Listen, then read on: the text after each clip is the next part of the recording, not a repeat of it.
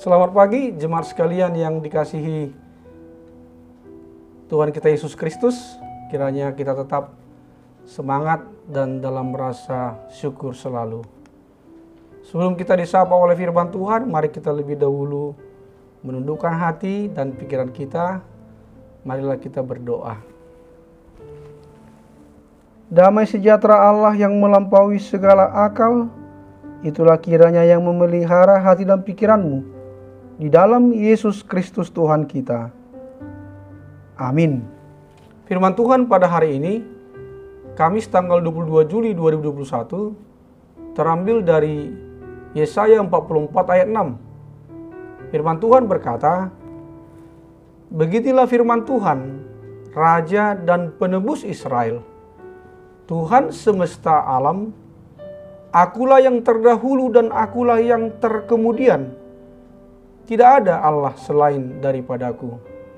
Dalam bahasa Batak dikatakan, "Songonodo hatari Jehovah Raja ni Israel dohot sipalua ibana, Jehovah Zebaot, audo parjolo, jalaudo parpudi, jaladang adong debata, dukon niau."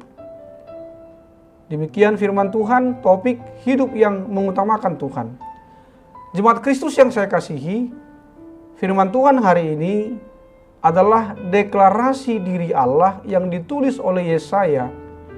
Adapun isi deklarasi itu adalah keberadaan Allah yang digambarkan sebagai Maha Ada di sepanjang waktu.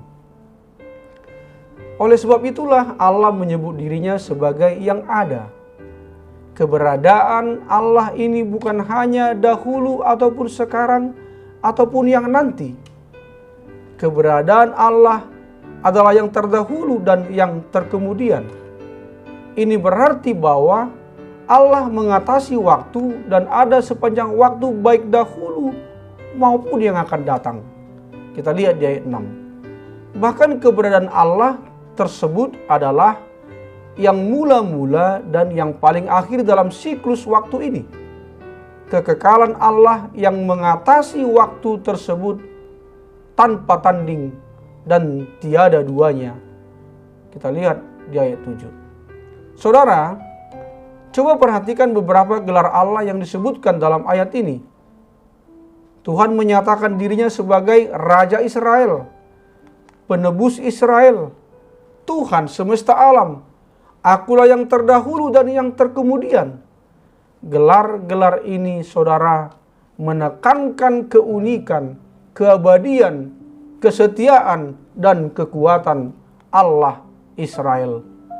Saya rasa tidak ada Allah lain yang secara jelas menyatakan dirinya sebagai Raja atas umatnya, yang menebusnya, selain daripada Tuhan yang menciptakan langit dan bumi. Kemudian Tuhan Allah kembali menegaskan bahwa tidak ada Allah lain selain daripadaku.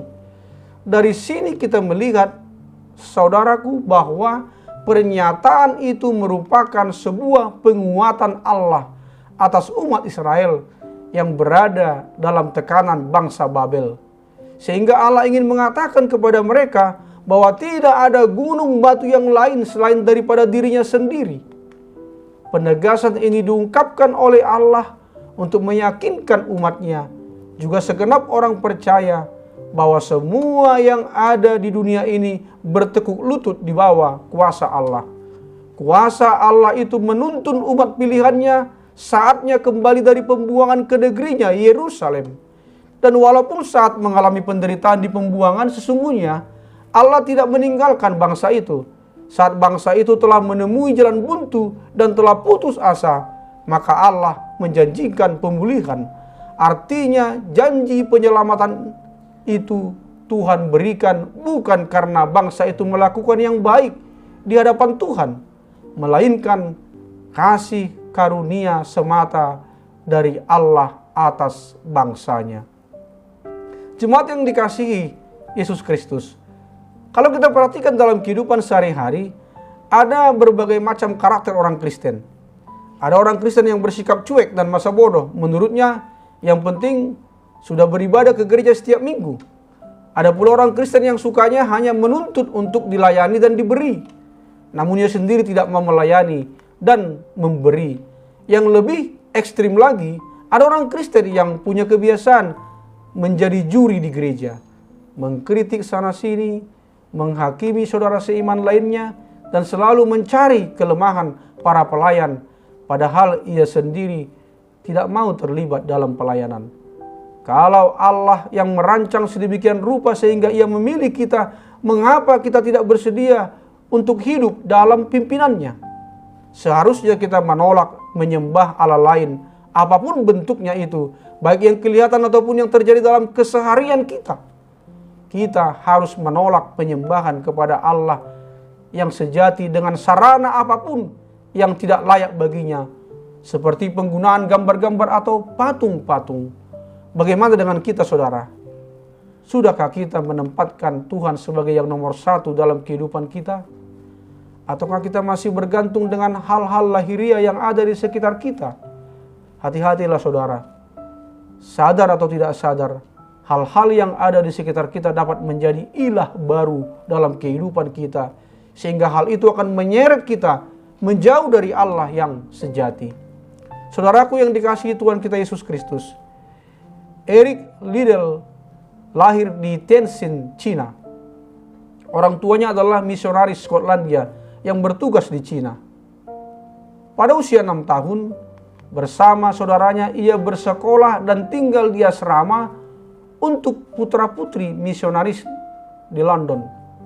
Eric sering disebut Flying Scotsman berkat prestasi luar biasanya dalam bidang olahraga, mendapatkan piala Black Hat sebagai atlet terbaik di usianya, menjadi kapten tim persekutuan kriket dan rugby, juga pelari tercepat di Skotlandia.